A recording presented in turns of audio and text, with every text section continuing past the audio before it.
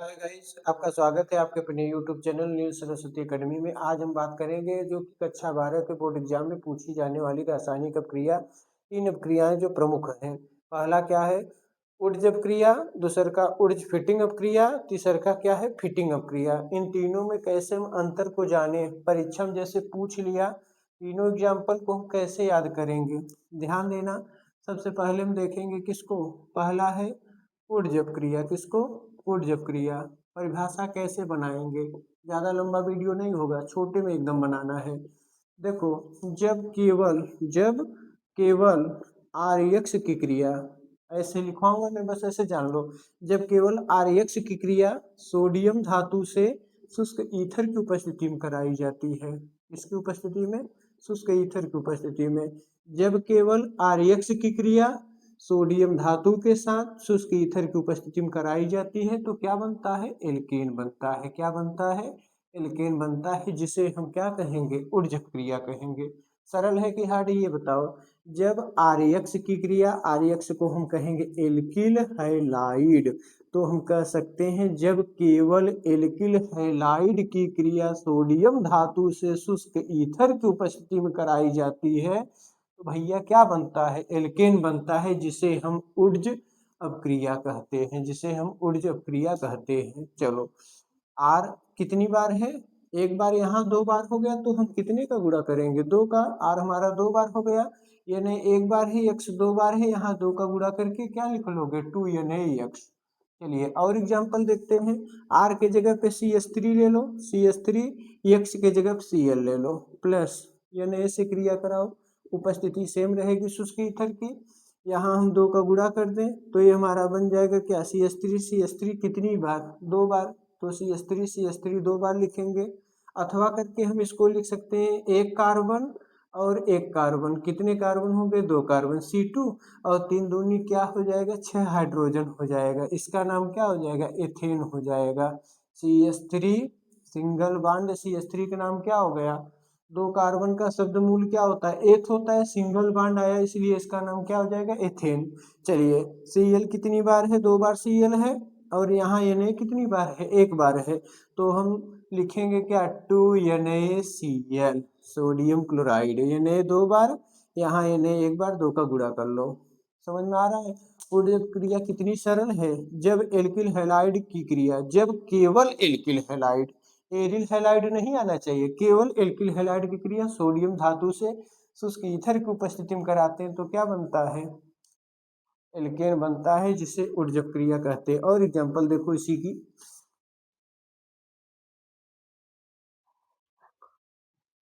चलिए हम ले लेते हैं C2H5Br, C2H5Br।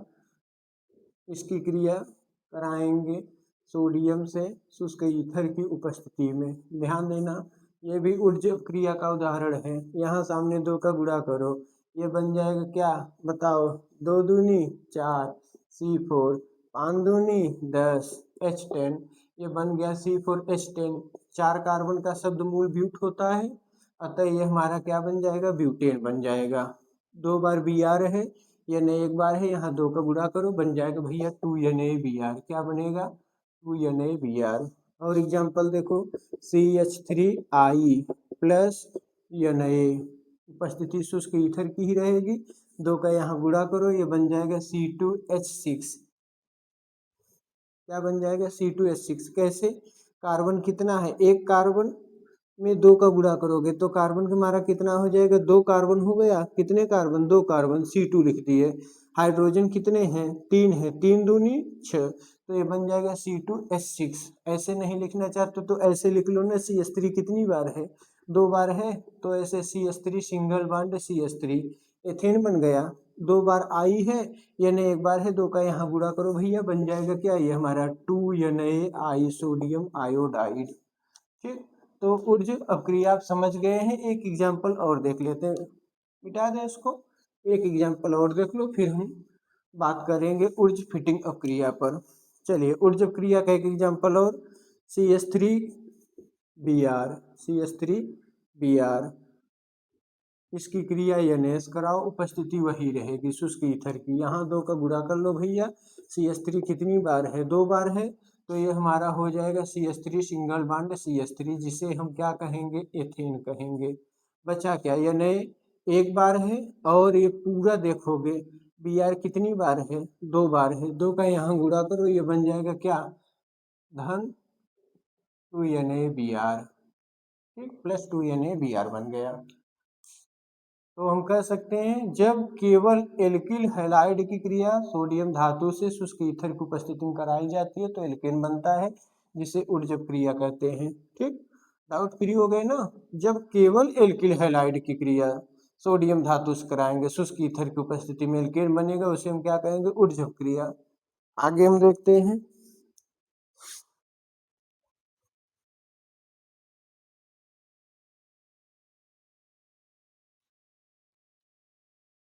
उर्ज फीटिंग अभिक्रिया, इसका एग्जाम्पल चलिए ध्यान देना, इसमें होगा क्या,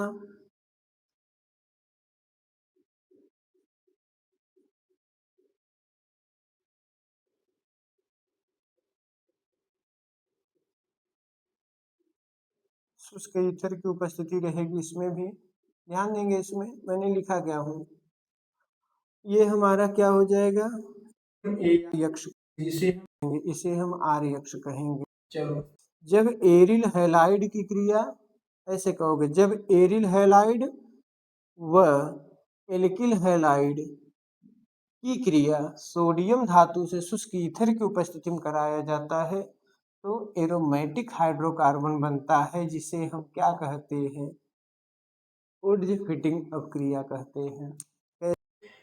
क्या कहेंगे, Ar की जगह पे बेंजीन लिए हैं, Ar क्या है, बेंजीन, और X की जगह पर Cl लिए हैं। Ar की जगह पे बेंजीन लिए हैं, X की जगह पे Cl, X की जगह पे Cl, तो ArX व ArX, ऐसे बताओगे परिभाषा, ArX व RX की क्रिया सोडियम धातु से या नए धातु से सोडियम धातु से शुष्क ईथर की उपस्थिति में कराने पर क्या प्राप्त होगा, टॉलुइन प्राप्त होगा, जिसे हम उर्ज फिटिंग अपक्रिया कहते हैं।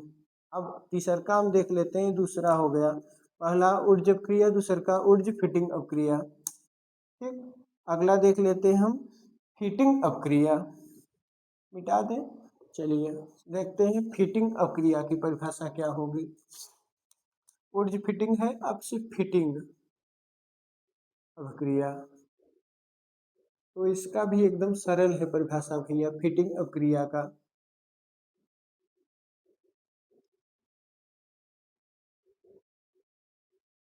चलो बोर्ड में देख सकते हो, जब केवल एरिल हैलाइड, जब केवल एरिल हैलाइड की क्रिया सोडियम धातु से ईथर की उपस्थिति में कराया जाता है तो क्या बनेगा, बताओ क्या बनेगा, डाइफेनिल बनेगा। क्या बनेगा,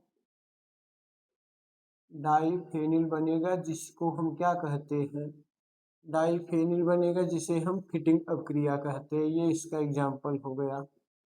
ध्यान देना, जब केवल, जब केवल मतलब इसमें ArX ही आना चाहिए, RX नहीं आना चाहिए। जब केवल ArX की क्रिया Na से कराएंगे, जब केवल ArX की क्रिया Na सोडियम से ईथर की उपस्थिति में कराएंगे तो क्या बनेगा, डाइफेनिल बनेगा, जिससे हम क्या कहते हैं, फिटिंग अपक्रिया। और एक आगे एग्जाम्पल देख लेते हैं जी, इसको कैसे हुआ है। Ar की जगह पे हम क्या लेंगे, रिंग लेंगे, क्या लेंगे, रिंग लेंगे बेंजीन का। चलिए रिंग ले लेते हैं, यक्स है, यक्स लिख लो, प्लस Na बनेगा क्या, उपस्थिति ईथर की रहेगी, बनेगा क्या, डाइफेनिल बनेगा। क्या बनेगा, डाइफेनिल बनेगा। बना लो डाइफेनिल, बेंजीन रिंग को थोड़ा सा रिमूव कर दो, उल्टा करके 2 बार लिख दो, ये बन गया डाइफेनिल। क्या बन गया, डाइफेनिल। बचा क्या बताओ, बचा है ये नए और यक्स। ये जब रिंग 2 बार है, 2 का यहाँ गुणा करो, रिंग हमारी 2 बार हो गया, यक्स कितनी बार है, 2 बार, यहाँ 2 का गुणा करो, सोडियम भी 2 बार हो जाए, ये हो जाएगा 2Na यक्स। तो आप कह सकते हो जब केवल और केवल एरिल हैलाइड की क्रिया सोडियम धातु से ईथर की उपस्थिति में कराएंगे तो क्या बनेगा, फिटिंग ऑफ क्रिया बनेगी। एक आध एग्जाम्पल और देखते हैं, नोट कर लिए ना, ठीक।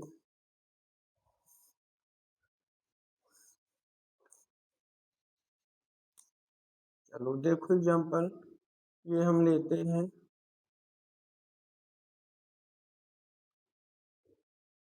बी आर, क्या ले लिए, बी आर। इसकी क्रिया किससे कराएंगे, सोडियम से। उपस्थिति किसकी रहेगी, बताओ, ब्रोमोबेंजीन। ये क्या है, ब्रोमोबेंजीन, बी आर का नाम, और रिंग वही है बेंजीन वाला, तो बन जाएगा ब्रोमोबेंजीन की क्रिया सोडियम धातु से कराने पर क्या बनेगा, डाइफेनिल बनेगा। क्या बनेगा, डाइफेनिल बनेगा। डाइफेनिल का सूत्र होता क्या है बताओ, ये डाइफेनिल बन गया, phenyl phenyl combination is equal to diphenyl. ठीक, ये नहीं कितनी बार, एक बार बी आर एक बार, लेकिन फेनिल हमारा कितनी बार है, दो बार है, तो दो का गुणा किए, जब दो बार हुआ तो बी आर भी कितनी बार होगा, दो बार होगा, तो यहाँ 2 NaBr कर दो। क्या कर दो, 2 NaBr। समझ पा रहे हो ना। आगे देखो, फिर रिंग बनाओ, ये बेंजीन बन गया। ठीक, अब इसकी क्रिया आई से करा दो, उपस्थिति फिर सोडियम की रहेगी, सॉरी, उपस्थिति फिर ईथर की रहेगी। सोडी आयोडोबेंजीन की क्रिया सोडियम से कराओगे, उपस्थिति किसकी रहेगी, ईथर की। आयोडोबेंजीन की क्रिया सोडियम से कराओगे, उपस्थिति ईथर की रहेगी, दो का यहाँ गुणा करो, फिर बन जाएगा क्या, phenyl phenyl diphenyl, phenyl phenyl diphenyl. बचा क्या, दो बार आई, दो का यहाँ गुणा करो, बन जाएगा 2 NaI। तो गाइस उम्मीद करते हैं आपको समझ में आ गया होगा। एक बार पुनः रिवीजन कर लेते हैं। इस वीडियो में 3 अपक्रिया को पढ़े हैं। पहला, उड्जब क्रिया। उड्जब क्रिया की परिभाषा क्या होगी, जब केवल एल्किल हैलाइड की क्रिया सोडियम धातु से शुष्क ईथर की उपस्थिति में कराएंगे तो एल्केन प्राप्त होगा, जिसे उड्ज अपक्रिया कहते हैं। उड्ज फिटिंग अपक्रिया किसे कहते हैं, जब जब एरिल हैलाइड व एल्किल हैलाइड के मिश्रण को सोडियम धातु के साथ शुष्क ईथर की उपस्थिति में अपक्रिया कराएंगे तो एरोमेटिक हाइड्रोकार्बन प्राप्त होगा, जिसे उड्ज फिटिंग अपक्रिया कहते हैं। और फिटिंग अपक्रिया में क्या होगा, जब केवल केवल जब सिर्फ केवल एरिल हैलाइड की क्रिया, जब केवल एरिल हैलाइड की क्रिया सोडियम धातु से ईथर की उपस्थिति में कराएंगे, क्या प्राप्त होगा, डाइफेनिल, जिसे हम क्या कहेंगे, फिटिंग क्रिया। गाइस उम्मीद करते हैं तीनों क्रियाओं में अंतर आपको एग्जाम्पल के द्वारा समझ में आया होगा। इसको आप नोट कर लेंगे। ठीक, धन्यवाद।